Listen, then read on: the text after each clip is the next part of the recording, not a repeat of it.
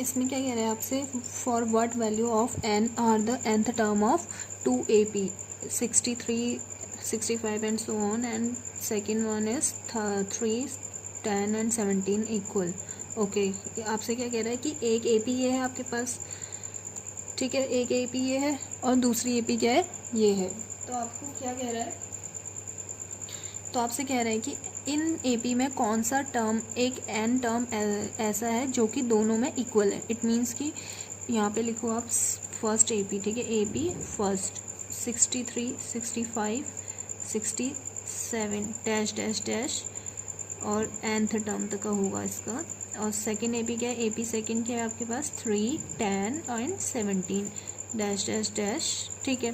तो इसमें कह रहा है कि कोई एक टर्म ऐसा है जो कि क्या है, उसका जो an है वो दोनों में क्या है, सेम है। तो वो टर्म बताना है कि वो कौन सा टर्म है। तो इसका मतलब क्या है, लेट सपोज कि इसमें क्या है, एक टर्म क्या है 100 है, ठीक है, और दूसरा टर्म क्या है इसमें 100 है, लेकिन वो किस नंबर पे है हमें ये फाइंड करना है। तो अभी हमारे पास, हमने सिर्फ इसे सपोज कर रखा है, ठीक है, कि 100 है, वो नंबर क्या है 100 है करके। तो इट मीन्स कि an, आप देख रहे हैं ना, an क्या है, an बराबर है यहाँ पे।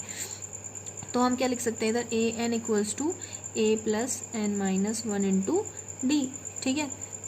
तो an यहाँ पे क्या है, हमने माना है कि यहाँ पे क्या है, एक नंबर, इन दो APs में एक नंबर है, कोई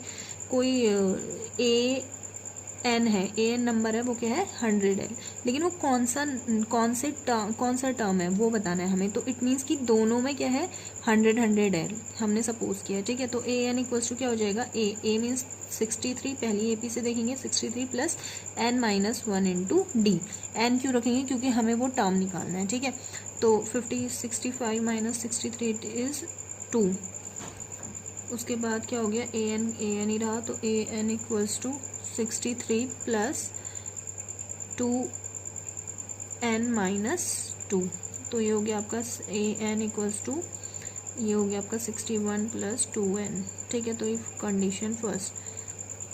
उसके बाद क्या कह रहा है, देखिए, उसके बाद सेकेंड AP क्या है, ये है। तो इसमें क्या है, an equals to a plus n minus 1 into d.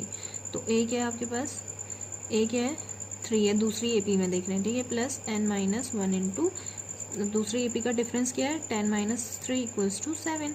तो an equals to 3 plus 7n minus 7, an equals to ये आएगा आपका 7n माइनस 4 सेकेंड।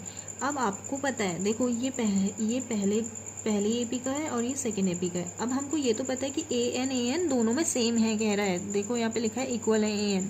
तो जब दोनों में an क्या है, सेम है, जब लेफ्ट हैंड इक्वल है, देखो लेफ्ट हैंड क्या है इक्वल है, तो राइट हैंड ऑब्वियसली इक्वल होगा, है ना। तो हम 61 प्लस 2n को किसके बराबर रख देंगे, 7n माइनस 4 के बराबर है। हमने ऐसा क्यों करा है, यहाँ पे देखो दोबारा, क्योंकि हमसे क्या कहा था कि ये जो AP है और ये जो AP है, इसमें एक नंबर एक ऐसा है जो कि दोनों की वैल्यू का उस टर्म में क्या है, बराबर है। हमने सपोज करा कि वो 100 है, ठीक है।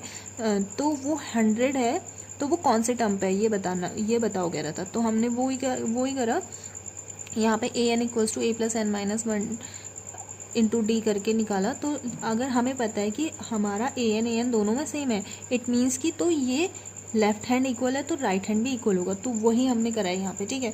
तो 61, ये 4 इधर आके प्लस हो जाएगा, एंड 7n, ये 2 इधर आ जाएगा तो माइनस 2, तो ये आपका आ गया 65, और 7n minus 2n it is 5n, तो n इक्वल्स टू 65 अपॉन 5, ठीक है। तो ये 13 बार कट गया, तो n इक्वल्स टू कितना आ गया 13। इट मीन्स कि इस AP में और इस AP में, ये देखो ये A1 है, ये A2 है, ये A3 है, ठीक है। इस AP में आपके पास A13 नंबर ऐसा है जहाँ पे दोनों टर्म्स क्या होंगे, जिनका an की वैल्यू सेम होगी, तो वो 13th टर्म होगा, ठीक है।